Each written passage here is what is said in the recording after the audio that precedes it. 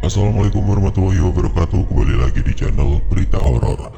Untuk kisah kali ini saya akan membawakan sebuah cerita yang berjudul Santet Kembang Amben. Sebelum kita lanjut ke ceritanya, tekan dulu tombol like video ini dan jangan lupa tekan juga tombol subscribe channel ini. Nyalakan juga lonceng notifikasinya agar tidak ketinggalan cerita-cerita lainnya. Dan seperti apa untuk kisah kali ini? Langsung saja kita masuk ke ceritanya.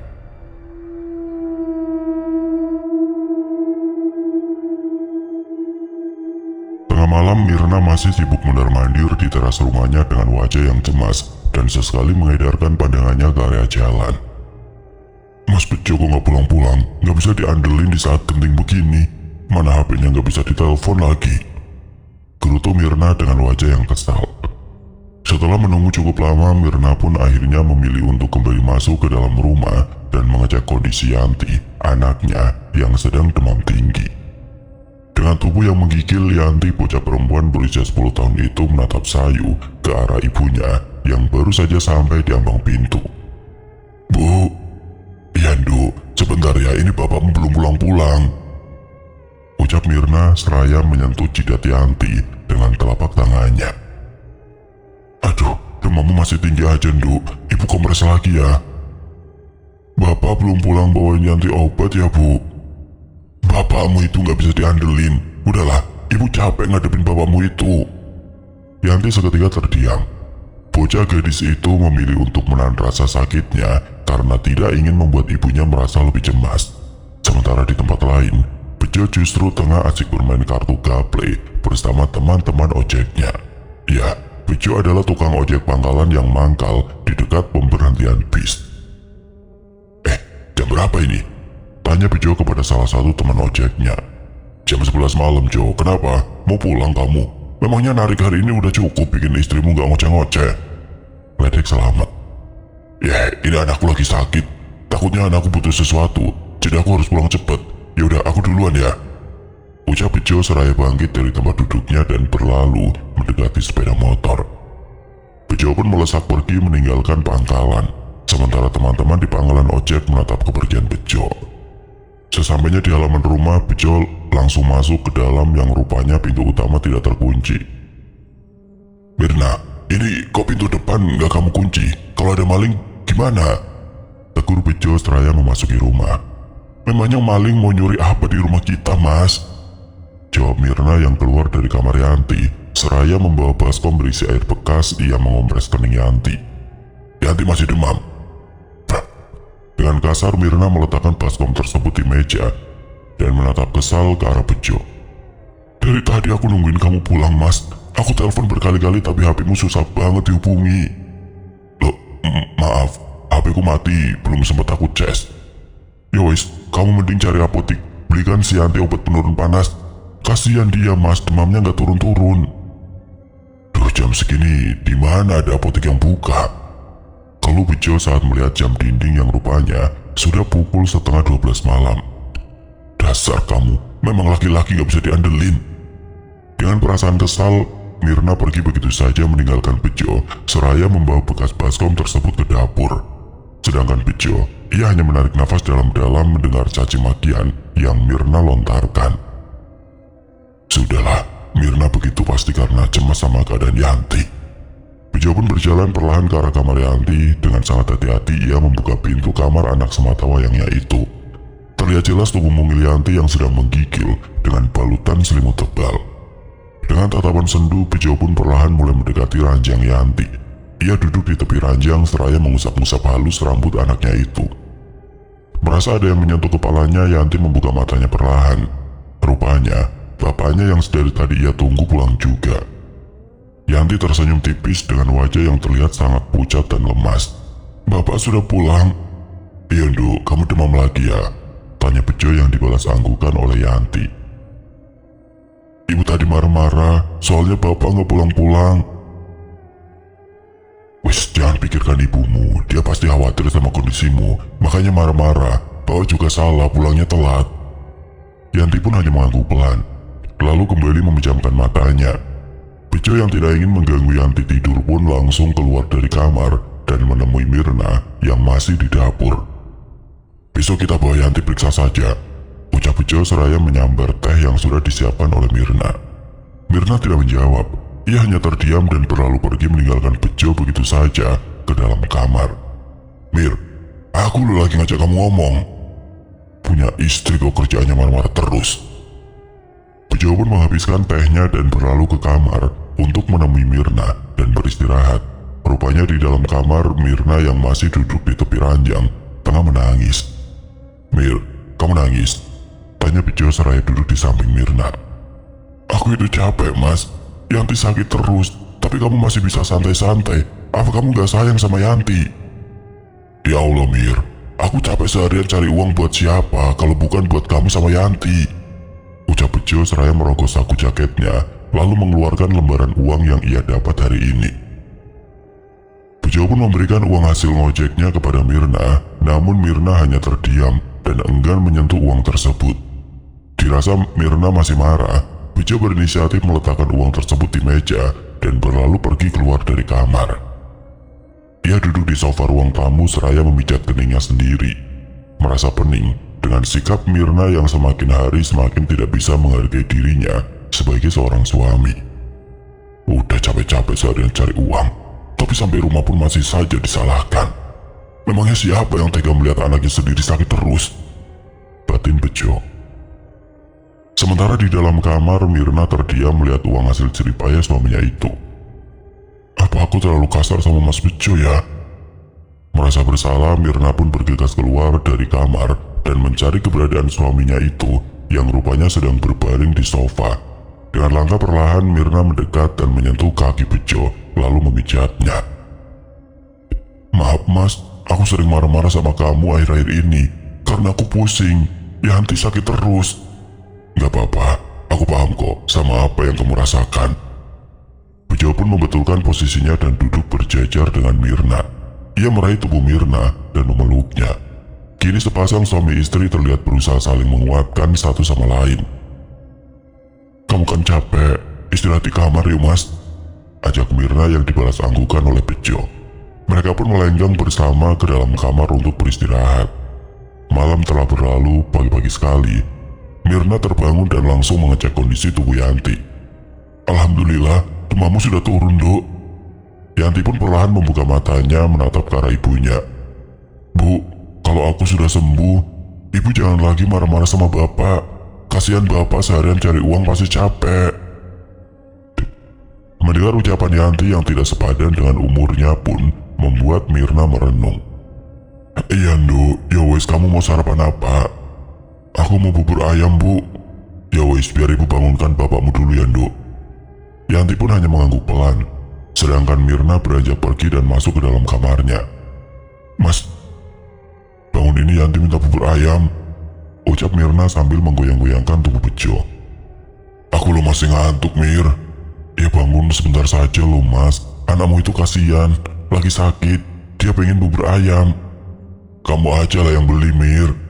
Ya Allah, Mas. Kamu tuh kebiasaan kalau dimintai tolong susahnya minta ampun. Merasa jengkel, Mirna pun keluar dari kamar dengan wajah yang masam. Ia keluar dari rumah dan berjalan kaki menuju ujung jalan yang biasanya di sana ada tukang bubur ayam mangkal.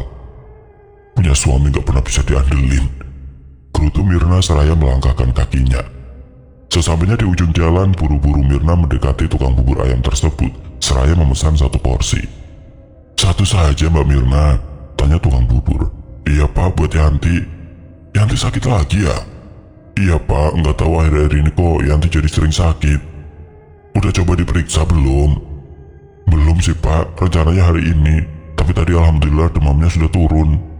Setelah mengobrol singkat, Mirna yang sudah mendapatkan bubur tersebut pun lekas membayar dan kembali ke rumah. Sesampainya di rumah, Mirna langsung mendekati Yanti.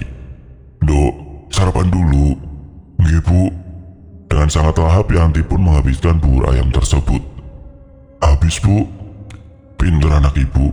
Kalau doyan makan kayak gini kan jadi cepat sembuh. Yanti pun hanya mengangguk pelan. Sementara Mirna ia membereskan bekas Yanti sarapan dan kembali ke dapur. Sebagai ibu rumah tangga, jam pagi pasti membuat Mirna sibuk dengan pekerjaan rumah. Sementara di sisi lain Bejo masih asik terlelap. Pukul 10 pagi, Bejo yang baru saja terbangun dari tidurnya ia melenggang keluar dari kamar dan mencari-cari sosok Mirna. Rupanya Bejo melihat Mirna yang masih sibuk di dapur sedang memasak. "Mir, buatkan aku kopi dong," ucap Bejo seraya duduk di kursi ruang makan yang letaknya tidak jauh dari dapur. Mirna yang masih sibuk pun tidak langsung membuatkan kopi yang diminta oleh Bejo. "Mir, kamu dengar omongan aku nggak sih?" tanya Bejo sedikit keras. "Sabar dong mas, kamu lihatnya aku lagi ngapain?" sentak Mirna dengan raut wajah yang kesal.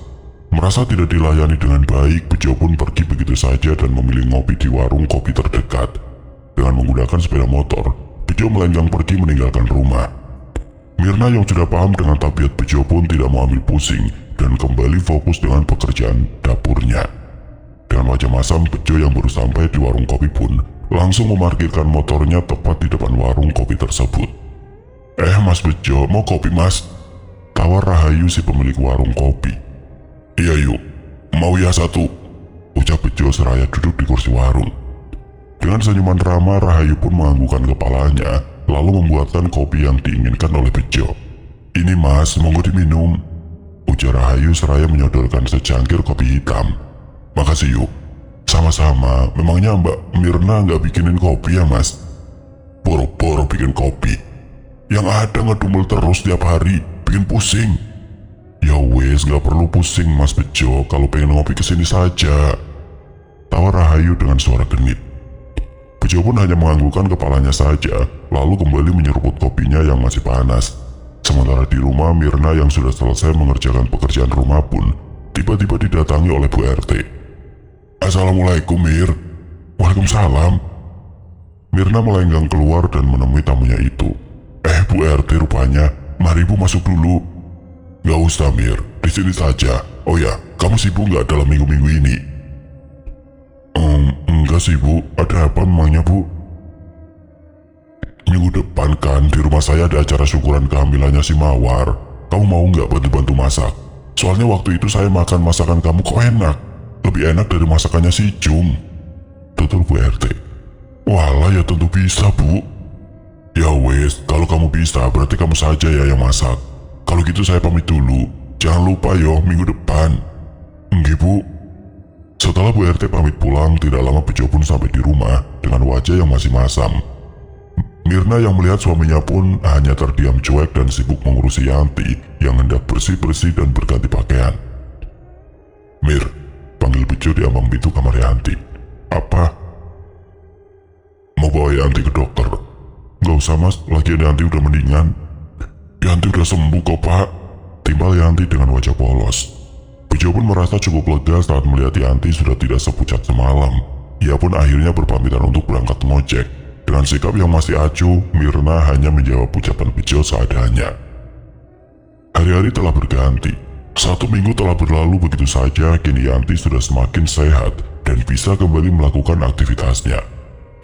Tepat di hari Minggu, pagi-pagi sekali, Mirna memberitahu kepada Yanti perihal dirinya yang akan sibuk seharian membantu acara Bu RT. Tidak lupa ia juga sudah lebih dulu memasak untuk Yanti dan juga Bejo. "Yanti, ibumu mana? Kok bapak cari-cari nggak ada?" tanya Bejo yang baru saja terbangun dan melihat Yanti tengah asik menonton TV. "Ibu kan dari pagi di rumah Bu RT, disuruh Bu RT buat masak acara syukuran Mbak Mawar," jawab Yanti seraya masih menonton TV. "Kok ibumu gak ngomong dulu sama bapak?" "Yanti pikir bapak udah tahu atau bapak lupa." "Enggak, ibumu gak ngasih tahu bapak." "Mungkin ibu lupa pak." Mendengar jawaban Yanti, Bejo pun pergi ke dapur dan membuka tudung saji. Rupanya Mirna sudah menyiapkan makanan di sana. Di sisi lain, Mirna tengah sibuk di dapur dengan rekan-rekan lainnya. Tumben ya Bu RT, nggak pakai jasanya si Jum," celetuk Sri. "Bosen kali, lagian masakannya kan juga enakan Mirna. Kalau aku jadi kamu Mir, aku buka warung sarapan depan rumah," ucap Sukma. "Mbak Sukma ini terlalu berlebihan. Kalau aku buka warung sarapan nggak enak dong sama Mbak Jum. Kan rumah kita berhadapan." "Loh ngapain nggak enak Mir? Uang rezeki itu udah ada yang ngatur. Lagian emangnya penghasilan Bejo sudah cukup buat kebutuhan sehari-hari." Udah, ayo masak nanti telat loh." Acara syukuran berjalan dengan lancar. Hampir sebagian orang-orang kali ini memuji hidangan yang disediakan oleh Bu RT. Rupanya orang-orang lebih menyukai masakan Mirna daripada Jumiati. Selesai dengan pekerjaannya, Mirna pun berpamitan kepada Bu RT. "Saya pulang dulu, Bu. Ini bayaran buat kamu, Mir. Makasih banyak ya. Orang-orang pada suka sama masakan kamu." "Alhamdulillah kalau orang-orang suka sama masakan saya, Bu. Kamu kenapa nggak jualan warung sarapan saja sih, Mir? Pasti rame." "Aduh, belum kepikiran ke situ, Bu. Kalau gitu saya pamit pulang dulu ya, Bu. Assalamualaikum." "Waalaikumsalam." Mirna yang sudah mendapatkan upahnya pun dengan sumringah melenggang pulang. Tidak lupa ia mampir di warung bakso kesukaan Yanti. Dengan bersemangat, Mirna memesan 3 porsi bakso dan langsung membawanya pulang. Sesampainya di rumah, rupanya Yanti dan juga Bejo tengah asik bersenda gurau di ruang TV. "Assalamualaikum." "Waalaikumsalam," jawab Yanti. "Loh Mas, kamu gak ngojek?" "Enggak, aku capek pengen istirahat." "Ibu bawa apa?" tanya Yanti. "Ini ibu bawa bakso, kamu ambil mangkuk sana sama untuk bapakmu. Ibu mau ke kamar dulu," ucap Mirna seraya meletakkan bakso yang ia bawa. Dengan wajah yang lelah, Mirna memasuki kamar dan mengecek amplop yang diberikan oleh Bu RT. Rupanya amplop tersebut terisi uang senilai 500.000. Betapa bahagianya Mirna karena uang tersebut bisa untuk menutupi kebutuhan sehari-hari. Di saat ingin menyimpan uang tersebut, tiba-tiba Mirna terdiam sejenak. Ia memikirkan usul Bu RT dan yang lainnya untuk dirinya membuka warung sarapan. Setelah beberapa hari berlalu, dengan modal nekat, Mirna pun mulai membuka warung sarapan di depan rumah. Baru sehari buka, warung sarapan milik Mirna langsung diserbu oleh ibu-ibu. Seminggu berlalu begitu saja. Kini warung sarapan Mirna semakin hari semakin ramai, bahkan ia kerap kewalahan melayani para pembeli. Sementara di sisi lain, warung sarapan Jumiati semakin hari semakin sepi. Kurang ajar si Mirna, gara-gara dia buka warung sarapan jadinya warungku sepi. Gerutu Jumiati seraya mengamati warung Mirna. Harus dikasih pelajaran, biar dia nggak keenakan. Dengan percaya diri, Jumiati melenggang keluar dan menghampiri Mirna yang tengah sibuk membersihkan bekas jualannya. Brak! Dengan tiba-tiba Jumiati memukul meja lapak Mirna dengan kedua tangannya. "Astagfirullah Mbak Jum. Mir, enak ya jualan nyerobot pelanggan-pelangganku." "Loh Mbak, aku nggak nyerobot, mereka sendiri yang datang. Kalau mereka lebih memilih beli di aku ya berarti ini rezekiku dan keluargaku." "Alah, semua orang juga tahu kalau dari dulu aku yang jualan sarapan. Kalau kamu gak jualan, pasti mereka masih beli di aku." "Mau Mbak Jum, aku di sini cuma cari rezeki. Kalau mereka lebih memilih beli di sini, itu tandanya mereka lebih suka sama masakan di sini." "Awas kamu ya Mir," ucap Jumiati dengan wajah merah menahan amarah. Jumiati pun pergi begitu saja dengan mulut yang terus menghina-hina Mirna. Mirna yang mendengar hal tersebut pun tidak mau ambil pusing dan kembali melanjutkan pekerjaannya. Pukul 11 malam, Bejo baru saja sampai rumah dengan wajah lesu. Mirna yang seharian capek pun tengah terlelap saat Bejo pulang. "Mir, aku baru pulang, kamu udah enak-enakan tidur," celetuk Bejo yang baru saja masuk ke dalam kamar. Mendengar suara Bejo, Mirna yang semula terpejam pun sontak membuka kedua matanya. "Aku capek loh Mas jualan, jadi wajar kalau aku ketiduran." "Lagi pula yang nyuruh kamu jualan siapa? Semenjak jualan, kamu itu jadi gak ngurus aku, gak ngurus Yanti." "Mas, aku jualan juga karena penghasilanmu gak cukup. Harusnya kamu bersyukur punya istri yang mau bantu cari uang." "Bersyukur gimana? Punya istri gak becus ngurus suami," timpal Bejo. "Kamu bilang aku gak bisa ngurus kamu dan Yanti. Selama ini siapa yang mengurus urusan rumah kalau bukan aku? Kamu saja gak pernah bisa diandelin kalau aku butuh bantuan." Merasa sakit hati dengan ucapan Mirna, Bejo yang baru pulang kembali menyambar jaketnya dan pergi berlalu ke warung kopi milik Rahayu yang buka sampai subuh. Di sana pun sudah ada beberapa para pria yang sedang bergadang dan menikmati secangkir kopi. Mas Bejo, tumben malam-malam datang?" tanya Rahayu. "Sumpek di rumah, kalau di sini senang bisa ngobrol sama kamu yuk." "Ya wes, tak buatkan kopi dulu." Jo, tumben kamu ngopi jam segini?" tanya Parjo. "Iya nih Mas Parjo, di rumah sumpek." Dengerin Mirna ngoceh-ngoceh terus, keluh Bejo seraya memijat keningnya sendiri. "Ada apa memangnya?" "Aku ngerasa istriku gak pernah menghargai usahaku, dikit-dikit marah, dan bilang aku gak bisa diandelin." "Waduh, segitunya sih Mirna, kalau istriku sampai begitu sudah pasti aku tinggal." "Sudah, gak usah pusing, ini disambi dulu Mas Bejo." ucap Rahayu seraya menyodorkan kopi buatannya. Setelah puas ngopi dan ngobrol dengan Rahayu, Bejo pun kembali ke rumahnya dan memilih tidur di sofa. Hari-hari berlalu begitu saja. Semakin hari entah mengapa hubungan rumah tangga Mirna semakin renggang. Bejo dan Mirna kerap bertengkar bahkan hampir tiap hari. Namun usaha Mirna kian maju, bahkan warung milik Jumiati sampai tutup karena semua pelanggannya pindah ke warung Mirna. Malam itu di saat Mirna sedang menikmati tidurnya, tiba-tiba saja cicak terjatuh tepat di wajah Mirna. Sontak Mirna terkejut dan langsung terbangun dari tidurnya. Astagfirullah. Tiba-tiba terdengar suara benturan di atap rumah. Entah apa yang jelas suara tersebut sangat nyaring dan mengganggu. Mirna yang merasa takut pun enggan mengecek dan memilih untuk mengeceknya nanti, menunggu Bejo pulang.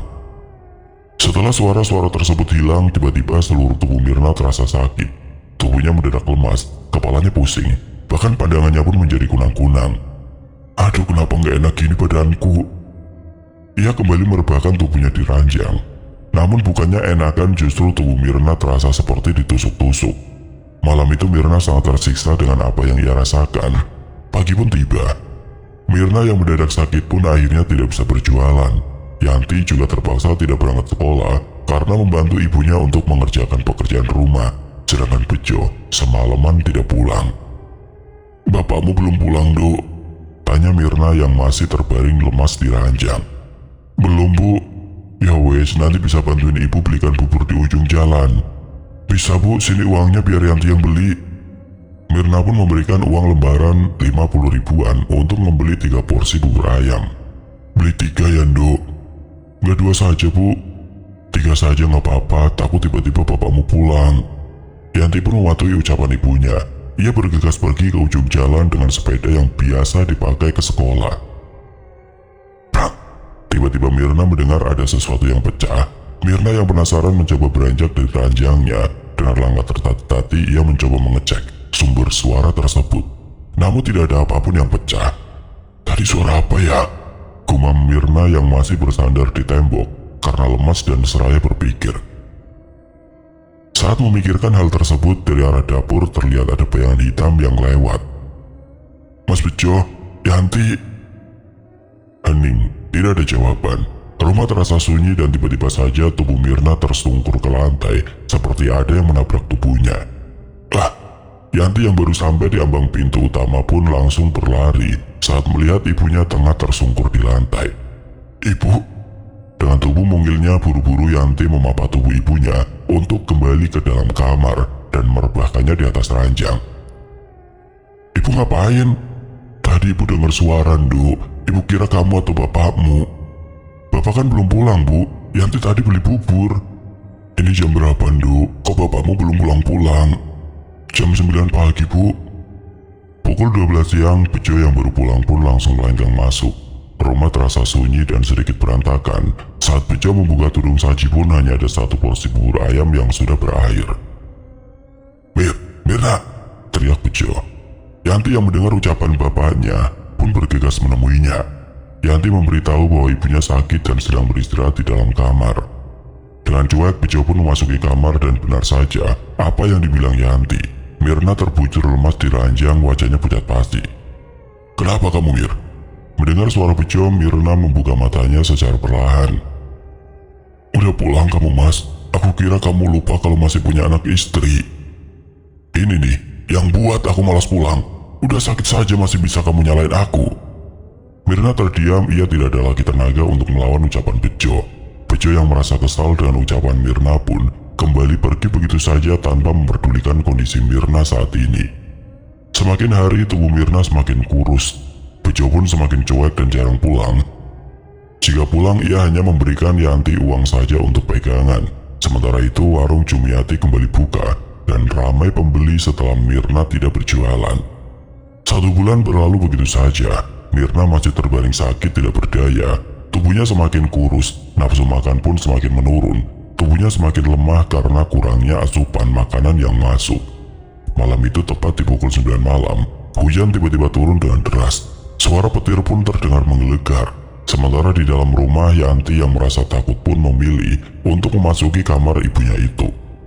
Bu, Yanti takut sendirian. Bapakmu belum pulang, Dok. Yanti hanya mengangguk pelan, tiba-tiba saja terdengar suara ketukan dari pintu utama. Itu sepertinya bapakmu pulang, Dok. Iya, Bu. Bentar ya, Bu. Dengan sumringah Yanti berlari kecil ke arah pintu utama. Namun saat pintu rumah terbuka tidak ada siapapun di sana.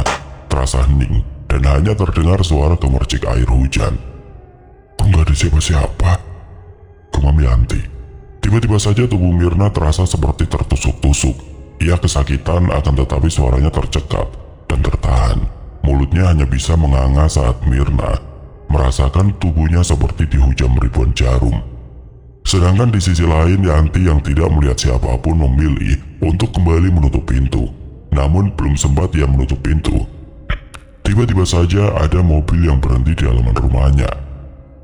Yanti pun meminjingkan pandangan saat sosok wanita tua keluar dari mobil travel dan mulai mendekat ke area rumah dengan memakai payung. Mbak Putri, Yanti cucuku, ucap Bu Laksmi seraya mendekati Yanti.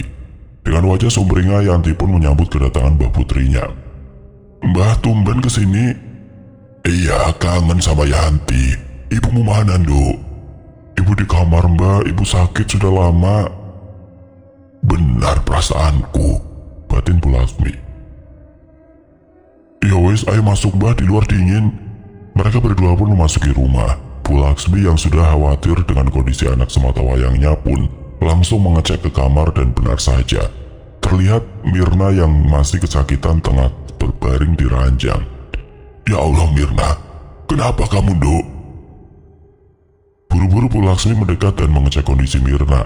Terlihat Mirna menangis tanpa mengeluarkan suara, mulutnya hanya bisa menganga, tubuhnya pun gemetar menahan rasa sakit yang entah datangnya dari mana. Sementara Yanti dengan polos ia masih menatap ibu dan mbahnya dari ambang pintu. Yanti, tolong ambilkan gelas kosong ya, Nduk. Tita Bu Laksmi yang dibalas anggukan oleh Yanti. Yanti pun berlalu ke arah dapur dan mengambil gelas kosong yang diminta mbahnya itu.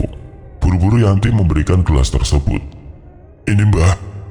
Bu Laksmi meraih gelas kosong dan mengeluarkan sebotol air putih dari dalam tasnya, lalu menuangkan sebagian di gelas dan langsung meminumkannya kepada Mirna. Setelah meminum air tersebut, tiba-tiba tubuh Mirna mengejang hebat. Bola matanya membelalak dan Mirna pun muntah. Betapa terkejutnya saat Mirna memuntahkan darah segar yang bercampur dengan bulu bambu yang gatal. Astagfirullah, ternyata karena ini perasaanku gak tenang. Setelah muntah, tubuh Mirna terasa sangat lemas. Namun, rasa sakit yang dirasakan sebelumnya sudah tidak lagi ia rasakan. Sementara Yanti yang melihat ibunya muntah darah pun ketakutan dan berlari ke kamarnya. Ada yang gak beres sama kamu, Dok, ucap Bu Laksmi. Mana si Bejo? Mirna pun hanya menggeleng pelan dengan wajah yang sangat pucat dan lemas. Malam telah berlalu, pagi-pagi sekali Bejo yang baru saja pulang merasa terkejut saat melihat ibu mertuanya sudah berada di rumah. Loh, Bu, sejak kapan di sini? Dari semalam. Istrimu lagi sakit keras begini kok kamu bisa-bisanya gak pulang, Cok. Kalau ada apa-apa sama Mirna bagaimana? Bejo pun hanya terdiam dan berlalu masuk ke kamar Mirna. Di dalam kamar, Mirna yang masih terlelap pun perlahan membuka matanya saat menyadari kehadiran Bejo. Pulang juga kamu, Mas? Alih-alih menjawab pertanyaan Mirna, tiba-tiba saja Bejo mengemasi baju-bajunya dan memasukkan bajunya ke dalam tas. Mau kemana, Mas? Mau pergi dari sini? Gak betah aku hidup sama kamu. Apalagi sekarang kamu sakit-sakitan. Astagfirullah ya Allah, Mas. Begitu teganya kamu sama aku. Bejo pun tidak menghiraukan ucapan Mirna dan pergi begitu saja. Namun di ambang pintu, Bu Laksmi yang melihat Bejo hendak pergi lagi dan menenteng tas pun mempertanyakan menantunya itu. Mau kemana kamu, Jo? Ibu urus saja anak ibu. Saya sudah gak sudi hidup sama anak ibu. Astagfirullah, Bejo. Eling kamu, Jo. Harusnya ibu tanyakan sama Mirna, kenapa saya sampai gak betah di rumah. Itu semua ya karena sikap Mirna. Setelah mengeluarkan unek-uneknya, Bejo langsung pergi begitu saja menggunakan sepeda motor. Sementara dari kejauhan, Jumiati yang melihat adegan tersebut pun tersenyum ganjil. Di dalam kamar, Mirna yang tengah terbaring dan menangis pun dihampiri oleh Bu Laksmi. Bu, Mas Bejo pergi. Sabar ya, Ndo. Biarkan dulu, yang penting sekarang fokus dengan kesehatanmu. Mirna pun hanya mengangguk pelan. Namun ia masih tidak menyangka bahwa Bejo bisa setega itu meninggalkan dirinya saat kondisinya sedang sakit keras. Hari-hari berlalu sebagai seorang ibu, Bu Laksmi berusaha keras untuk kesembuhan Mirna. Dari membawa Mirna ke rumah sakit, bahkan beberapa kali Mirna pun diruqyah, namun semua yang dilakukan tidak ada hasil. Tubuh Mirna semakin memburuk. Bahkan akhir-akhir ini Mirna kerap bermimpi buruk, seperti bertemu dengan sosok menyeramkan, bahkan dikejar-kejar oleh sosok tersebut. Malam itu malam yang panjang bagi Mirna. Tiba-tiba saja tubuh Mirna merasakan sakit yang luar biasa. Ia meringis kesakitan.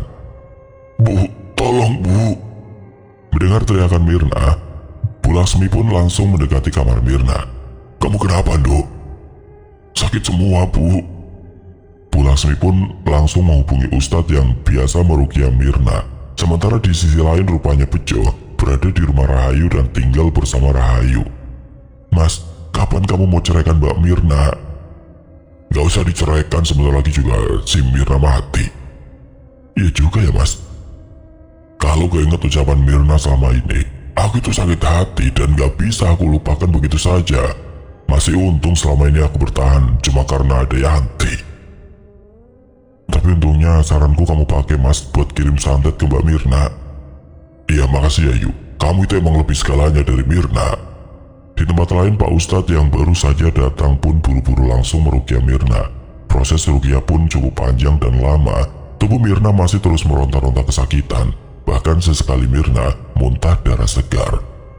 Bu Laksmi pun dengan sigap membersihkan mulut Mirna dengan wajah yang cemas. Proses ruqyah pun selesai. Kini tubuh Mirna terdiam.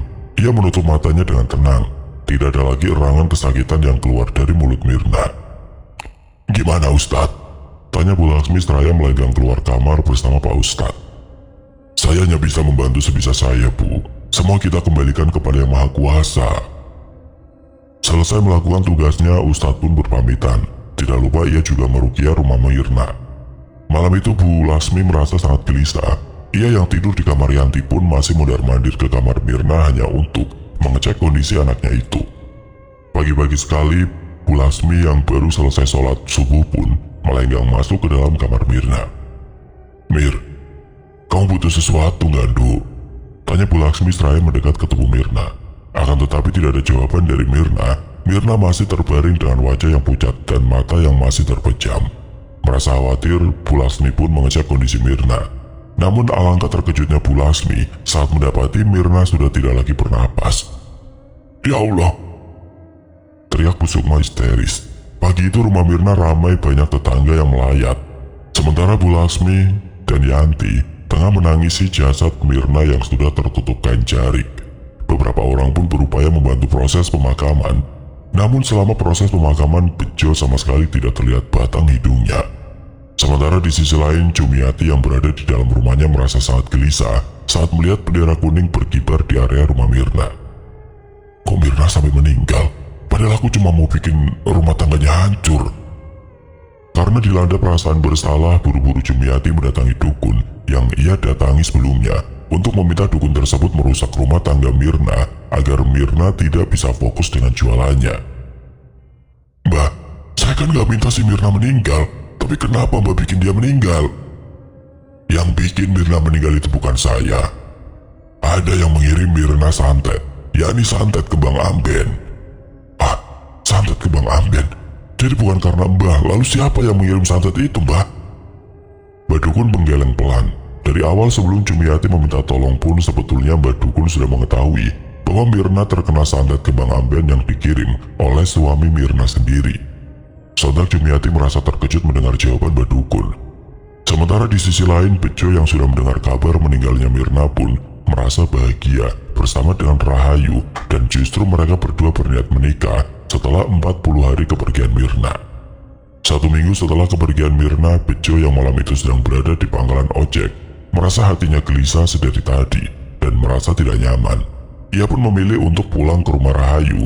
Namun di dalam perjalanan, saat ia sedang menyetir sepeda motornya, tiba-tiba ia melihat sosok Mirna yang sedang berada di tengah jalan menghalangi jalan Bejo. "Astaga Mirna!" pekik Bejo seraya mengerem motornya secara mendadak. "Mas, kamu tega." "Mir, ampun Mir!" teriak Bejo Tetapi penampakan sosok Mirna semakin mendekat ke arah Bejo. Bejo yang merasa kalut dan ketakutan pun buru-buru tancap gas dan ngebut. Namun sayangnya saat ia menoleh ke arah belakang memastikan sosok Mirna, tiba-tiba saja muncul mobil truk tepat di hadapannya. Bah! Brak! Tubuh Bejo pun terpental jauh bersama dengan sepeda motornya. Ia terkapar di aspal dengan kondisi tubuhnya yang sudah penuh dengan genangan darah. Namun karena kondisi jalanan yang cukup sepi, Bejo yang tidak langsung mendapat pertolongan pun akhirnya meninggal di tempat dengan kondisi mengenaskan. Sebelum meninggal, Bejo melihat sosok Mirna yang tersenyum ke arah dirinya. Sementara itu sopir truk yang tidak mau bertanggung jawab memilih untuk kabur meninggalkan truknya dan Bejo begitu saja. Beberapa hari berlalu, kini Yanti yang sudah menjadi yatim piatu dirawat oleh Bu Sukma dan mengosongkan rumah peninggalan Mirna. Sedangkan Jumiati yang masih dilanda rasa bersalah pun tidak luput dari gangguan. Ia kerap melihat penampakan sosok Mirna di rumah Mirna yang sudah kosong. Setiap hari ia merasa dihantui, apalagi jarak rumah yang berhadapan membuat Jumiati semakin tidak nyaman. Setelah berita meninggalnya Bejo, entah mengapa Rahayu kerap tidak membuka warung kopinya. Ia juga jarang terlihat keluar dari rumah. Rupanya di dalam rumah Rahayu merasa frustasi karena ditinggal Bejo. Sedari lama Rahayu memang ingin sekali mendapatkan cinta Bejo, namun kala itu Bejo lebih memilih menikah dengan Mirna. Setiap malam Rahayu dihantui bayang-bayang Mirna dan juga Bejo, sehingga kehidupannya menjadi tidak normal dan membuat dirinya semakin tidak bisa mengendalikan perasaannya. Akhirnya Rahayu dikabarkan menjadi gila dan sering tertawa atau menangis dengan tiba-tiba dan sering melukai dirinya sendiri. Oke teman-teman, sekian untuk kisah kali ini. Bagaimana menurut kalian tentang kisah ini? Tulis komentar kalian di kolom komentar. Dan buat teman-teman yang baru bergabung, jangan lupa untuk like, komen, share, serta subscribe channel ini. Dan nantikan kisah-kisah horor berikutnya.